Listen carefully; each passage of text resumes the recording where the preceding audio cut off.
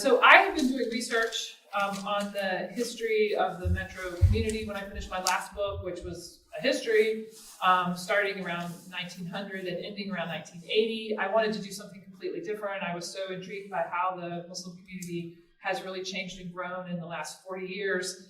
And so I just started working on this, and I came up with this idea of the Halal Metropolis and the relationship between mosques and business districts and neighborhoods, and how you see all these places, especially in the city of Detroit, where like between 2000 and 2010, the neighborhoods that grew in population were uniformly neighborhoods where Muslims were making investments. And between 2010 and 2020, I think we're going to see that that's also true, although there's all that investment that's taken place in the downtown and the midtown area. So that those aren't the only areas that are growing. But it was clear that Muslims are making investments in the city. They're on the outskirts of Hamtramck, on the outskirts of Dearborn, and neighborhoods like Warrendale. You see real population growth and investment being made. And it didn't seem that anybody was talking about it.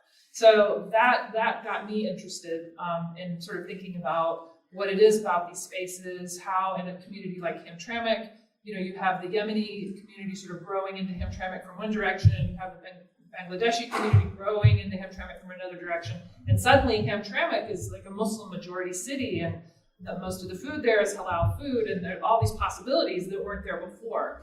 But as I started working on this project, I met first Razi, who was looking at similar issues in terms of documentary film and photography, and we started talking about finding a way to tell this story to the public, kind of like getting out in front of my book.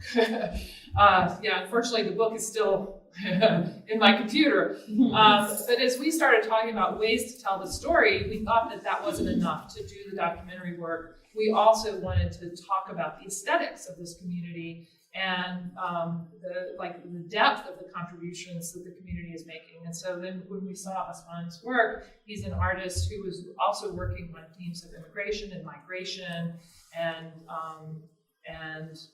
sort of ideas of acculturation within the Muslim community as well, not looking at Muslims as strange, but looking at Muslims as local. So, once the three of us met and started talking, that's the origin.